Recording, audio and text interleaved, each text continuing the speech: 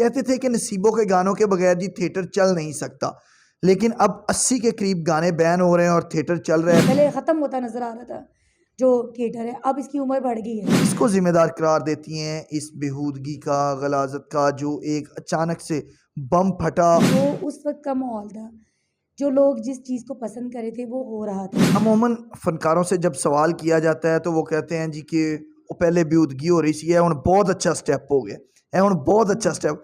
तो वो पहले भी तो यही हमारे फनकार थे, फीमेल भी मेल भी। मुझे एक चीज़ का बड़ा दुख है, आज तक किसी भी आर्टिस्ट मेल या फीमेल ने मेरी तारीफ नहीं की। जेलसी बहुत ख़तरनाक होती है। जेलसी में लोग जो है ना वो एक दूसरे का, यहाँ तक कि मैंने जेलसी में देखे लोग कत्ल भी कर देते होते हैं। मैं चाहती हूँ कि मुझे भी अवार्ड दिया जाए इस चीज़ का, क्योंकि मैंने 3-4 जो ड्रामे किए हैं तमासील में, वो मेरे सुपर डुपर हिट ड्रामे हैं और वो एक तरीक़ के ड्रामे हैं। जिसमें जन्म जम की मैली चादर, जिसमें रोटी खोल दो, जिसमें वो वाला फीकंड अमरीका। माजी करीब में हमारी कुछ अदाकाराओं पर फायरिंग्स हुई, तो इनके पीछे क्या अनासिर होते हैं? वो कहते हैं ना कि इंसान एक चुप दे 100 सुख।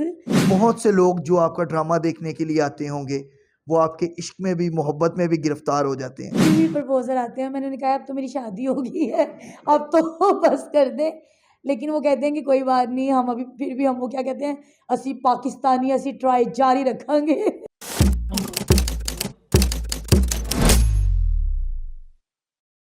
अस्सलाम वालेकुम नाजरीन, मैं हूं मोहम्मद कुर्बान और आप देख रहे हैं इनर पाकिस्तान। नाजरीन, आज हमारे साथ पाकिस्तान शोबिज़ इंडस्ट्री की खूबसूरत अदाकारा आशा चौधरी जी मौजूद हैं। उनसे गुफ्तगू करेंगे और जानेंगे थिएटर के मौजूदा हालात के हवाले से, उनकी मसरूफियात के हवाले से, और ये कि जो हुकूमत की तरफ से स्टेप उठाए गए हैं उनका थिएटर इंडस्ट्री को कितना ज़्यादा फ़ायदा हुआ है। अस्सलाम वालेकुम आशा। अस्सलाम वालेकुम, क्या हाल है आपका? ठीक है, शुक्र है अल्लाह का, दुआएं आपकी। कैसी हैं आप? कैसे शब रोज़ गुजर रहे हैं? अल्हम्दुलिल्लाह मैं बहुत अच्छी हूँ और बहुत अच्छे दिन गुजरे हैं। एक लंबी एफर्ट के बाद आखिरकार हमने आपको काबू कर लिया आज इंटरव्यू के लिए। हाँ जी, बिल्कुल, क्योंकि आज मैं लाहौर में ड्रामा कर रही हूँ ना। वैसे तो आपको पता है कि ज़्यादातर आउटडोर होते हैं, यहाँ पे लाहौर से बाहर होता है, यहाँ पे शालीमार होता है, तो वहाँ आपका आना ज़रा कम होता है। इस वजह से आज आपने मुझे यहाँ पे जो है ना वो पकड़ लिया है। आप नहीं समझती कि एक जो बेहतरीन परफॉर्मर का दौर रुक चुका था वो दोबारा से शुरू हो गया है? अब आशा चौधरी का एक मरतबा फिर दौर शुरू हो गया काम का। जी, अल्हम्दुलिल्लाह मैं बहुत खुश हूँ। नहीं, हमारी बहुत सारी ऐसी आर्टिस्ट हैं जो बहुत अच्छा काम करती हैं। बाकी जो दौर पहले जो था ज़ाहिर है उस वक़्त वो लोग उस चीज़ों को पसंद करते थे। अब जो दौर आ गया है, अब इन चीज़ों इन ये जो अब चल रहा है, जो थिएटर पे हो रहा है, अब ये चीज़ जो है ना ये लोग पसंद कर रहे हैं। अब बहुत अच्छे सॉन्ग्स हो रहे हैं, सब क्लासिकल कर रहे हैं, सब सराइकी सॉन्ग्स कर रहे हैं, जो कि मैं शुरू से करती आ रही हूँ। अब जो है ना उसका ट्रेंड आ गया है। मैंने इसीलिए कहा कि अब एक मरतबा फिर हाँ जी। ट्रेंड शुरू हो गया। कहते थे कि नसीबों के गानों के बगैर जी थिएटर चल नहीं सकता, लेकिन अब 80 के करीब गाने बैन हो रहे हैं और थिएटर चल रहा है। पहले से ज़्यादा ऑडियंस देखने के लिए आई हुई है। आज भी आपका हमने हॉल में ड्रामा देखा है तो भरा हुआ है खचाखच हॉल। तो कैसे ये सब मुमकिन हुआ? रातों रात जादू चल गया कि 80 गाने बैन हुए लेकिन थिएटर चल रहा है? बस ये समझ लें कि ये एक अच्छा वक़्त आना था, क्योंकि थिएटर पे बहुत सारी ऐसी चीज़ें हो रही थी जो कि नाक़ाबिले बर्दाश्त थी।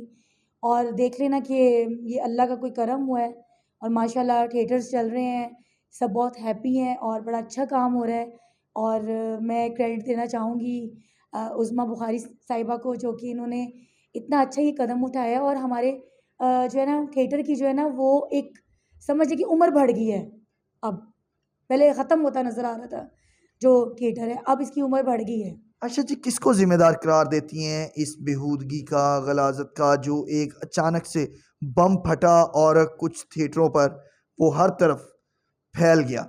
लेकिन कुछ परफॉर्मर थी आप जैसी जो उस दौर में भी क्लासिकल परफॉर्मेंस देती रही और ऑडियंस की उन गलाज़त फैलाने वाले फ़नकारों की निस्बत ज़्यादा आपको पज़ीराई मिलती थी। मैं इसको समझ लें कि मैं किसी को भी ज़िम्मेदार नहीं ठहराना चाहती, क्योंकि देखिए मैंने आपको पहले भी बताया कि जो उस वक़्त का माहौल था, जो लोग जिस चीज़ को पसंद कर रहे थे वो हो रहा था।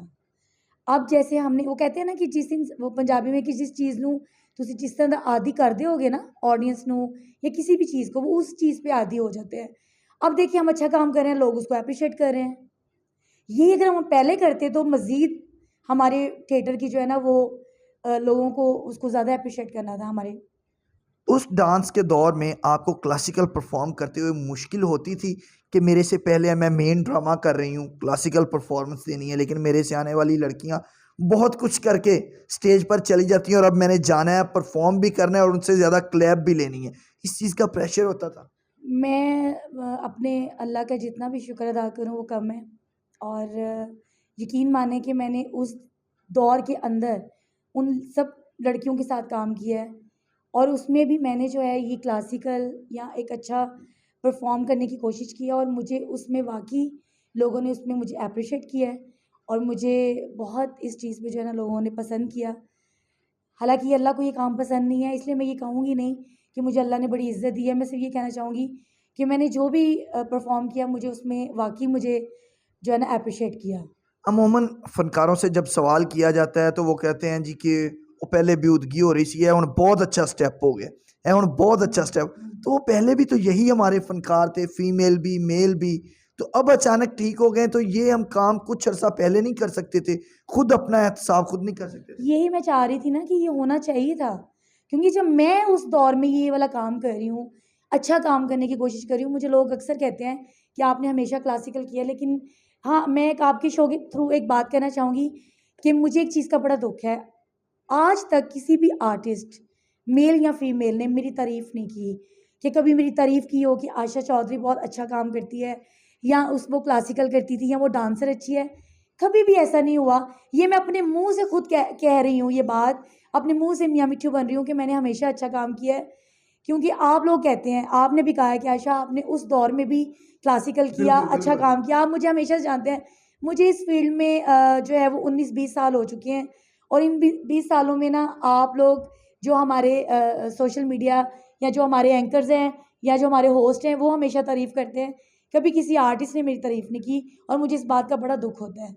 हमारी हुकूमत जो है वो फ़नकारों को अब नवाज़ रही है, हुँ। बाकायदा उनको अवार्ड्स दिए जा रहे हैं, सरकारी सतह पर उनको एज़ाज़ात दिए जा रहे हैं। तो कभी दिल में ये ख्वाहिश नहीं जागी कि मुझे भी सरकारी सतह पर तमगा इम्तियाज़ दिया जाए, तमगा जुरत दिया जाए कि मैंने आर्ट के फ़रोग़ के लिए इतना काम किया और स्पेशली जो दम तोड़ रहा था फ़न, क्लासिकल रक़्स, उसको ज़िंदा रखा हुआ? जी, मुझे बिल्कुल ये होती है, और मैं चाहती हूँ कि मुझे भी अवार्ड दिया जाए इस चीज़ का, क्योंकि मैंने 3-4 जो ड्रामे किए हैं तमासील में, वो मेरे सुपर डुपर हिट ड्रामे हैं, और वो एक तारीख़ के ड्रामे हैं, जो कि साल-साल ड्रामे चले हैं, जिसमें जन्म जम की मैली चादर, जिसमें रोटी खोल देओ, जिसमें वो वाला फ़ीकंड अमरीका, जिसमें रोले टेडी दे, जिसमें एक और ड्रामा है, उसका मुझे नाम नहीं याद आ रहा, वो भी मैं आपको खुले मैदान में। ये वो ड्रामे हैं जो कि मेरे बहुत ओवर माशाल्लाह जो है ना लंबी पीरियड चले, इनिंग्स चले। हाँ, लंबी लिस्ट में चले हैं।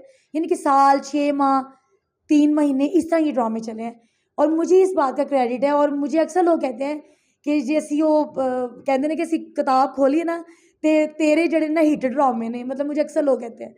तो मैं बड़ी खुश हूँ कि मुझे वो जो है ना उस ड्रामे में मुझे क्रेडिट मिला। मुझे उस ड्रामे के थ्रू मुझे टीवी सीरियल मिला, जो मैंने वो किया था, जन्म जम की मैली चादर और रोटी खोल देओ। ऐसे हिट ड्रामे करने के बाद, थिएटर इंडस्ट्री की तारीख रकम करने के बाद, जब सरकारी सतह पर उस तरह से पजीराई नहीं मिलती, फिर फनकार, साथी फनकार जिन आप फैमिली मेंबर्स होते हैं, जिनके साथ फैमिली से ज़्यादा वक्त गुजारा जाता है, रिहर्सल्स फिर ड्रामे साथ करने, और वो भी अप्रिशिएट नहीं करते, दिल बहुत दुखता होगा। यही तो मैंने आपको बताया है, बहुत ज़्यादा।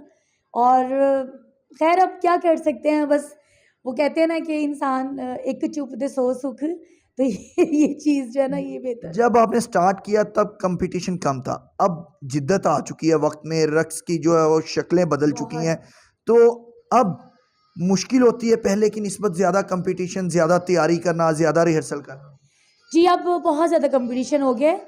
मतलब पहले मैं समझती थी कि, लेकिन मैं आपको एक बात बताऊँ कुर्बान, मैंने स्टार्ट जो है मैंने किया था ना 1 डे से लेके ना अब तक मैं सीख रही हूँ, और अभी भी मुझे ऐसा लगता है कि मेरे में कमी है। मैं डांस में भी अपने आप को समझती हूँ कि अभी मुझे बहुत सारी कमी है, मुझे अभी बहुत सीखना है। एक्टिंग में भी मैं सोचती हूँ कि मुझे बहुत सारी कमी है, मुझे सीखना है, और मैं 1 डे से लेके अब तक मैं जो है ना सीख ही रही हूँ। आप सीख रही हैं, अमूमन ये लोग बात मानते नहीं हैं कि हम सीख रहे हैं। ये एक बड़े फनकार की अलामत होती है कि जो कहता है कि मैं सारी ज़िंदगी सीख रहा हूँ।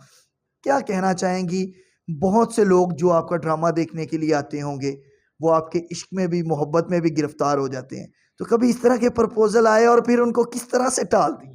हाँ जी, अभी भी प्रपोज़ल आते हैं। मैंने उन्हें कहा अब तो मेरी शादी हो गई है, अब तो बस कर दें।